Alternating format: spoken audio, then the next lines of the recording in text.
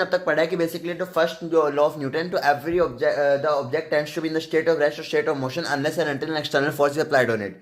यहाँ पे हमारे पास ऑब्जेक्ट है और यहाँ पे ऑब्जेक्ट बेसिकली रेस्ट पे ही रहेगा जब तक इस पर मोशन यानी कि अनबैलेंस फोर्स अप्लाई ना करे। लेकिन आप यहाँ देख सकते हैं कि अगर मैं इस पर फोर्स लगाऊंगा तो यहाँ पे ये चल रहा है और यहाँ पे ये रुक गया, तो यहाँ पे तो किसी ने फोर्स भी नहीं लगाया।